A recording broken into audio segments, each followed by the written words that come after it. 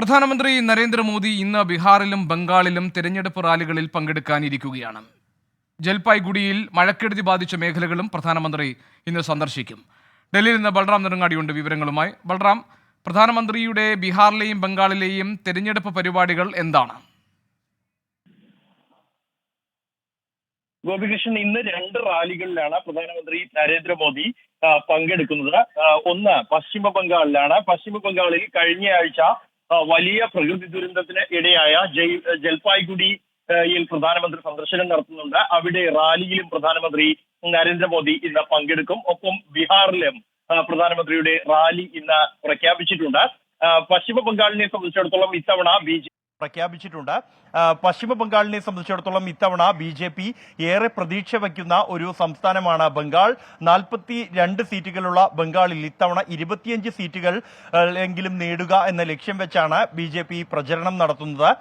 ഒപ്പം തന്നെ ഈ കഴിഞ്ഞ ദിവസം കോൺഗ്രസിന്റെ പ്രകടന പത്രിക പുറത്തിറക്കിയതിനെതിരെ കടുത്ത വിമർശനങ്ങൾ പ്രധാനമന്ത്രി ഉന്നയിച്ചിരുന്നു. പ്രകടന പത്രികയെ പൂർണ്ണമായും തന്നെ വിമർശിക്കുന്ന ഒരു സമീപനമാണ് പ്രധാനമന്ത്രി സ്വീകരിച്ചിരുന്നത്. ഈ പ്രകടന പത്രിക എന്നത് സ്വാതന്ത്ര്യത്തിന് മുമ്പുള്ള മുസ്ലിം ലീഗിന്റെ പ്രകടന പത്രികയ്ക്ക് സമാനമാണ് എന്നും ആ പ്രകടന പത്രികയുടെ 42 പേജുകളിലെ ഓരോ പേജിലും രാജ്യത്തെ ഭിന്നിപ്പിക്കാനുള്ള നിർദ്ദേശങ്ങളാണ് മുന്നോട്ട് വയ്ക്കുന്നത് എന്നുമാണ് പ്രധാനമന്ത്രി വിമർശിച്ചത്. ഒപ്പം തന്നെ ഇത് ഒഴികെയുള്ള ഈ പ്രകടന പത്രികയിലെ വാഗ്ദാനങ്ങൾ എന്നുള്ളത് ഇടതുപക്ഷത്തിന്റെയും കമ്മ്യൂണിസ്റ്റുകളുടെയും ആശയങ്ങളാണ് എന്നുമുള്ള വിമർശനം പ്രധാനമന്ത്രി ഉന്നയിച്ചിട്ടുണ്ട്.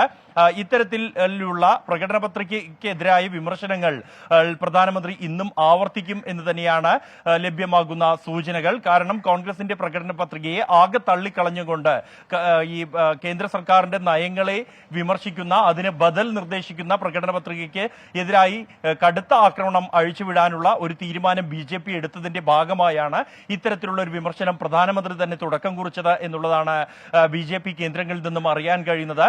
ബംഗാളിലെ ഈ റാലിയിൽ കഴിഞ്ഞ ദിവസം NIA-ക്ക് എതിരെ ഉണ്ടായ ആക്രമണം അടക്കം വിഷയമാക്കിക്കൊണ്ട് ബംഗാളിലെ ക്രമസമാധാന നില തകർന്നിരിക്കുന്നു എന്നുള്ളത് പ്രധാന പ്രചരണ വിഷയമായി ഉയർത്തിക്കൊണ്ടുവരാനാണ് പ്രധാനമന്ത്രി നരേന്ദ്രമോദി ലക്ഷ്യം വെക്കുന്നത്.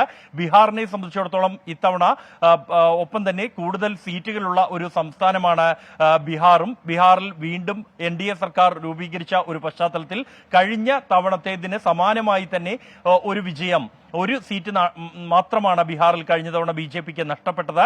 സമാനമായി തന്നെ ഒരു ജനവിധി ഉണ്ടാകണം, അത് ലക്ഷ്യം വെച്ചുള്ള പ്രചരണമാണ് BJP നടത്തുന്നത്. ഈ കൂടുതൽ വിട്ടുവീഴ്ച ഇത്തവണ സഖ്യം ഉറപ്പാക്കാൻ BJPക്ക്. ബൽറാം നെടുങ്ങാടിയാണ് വിവരങ്ങൾ നൽകിയത് ഡൽഹിയിൽ നിന്ന്.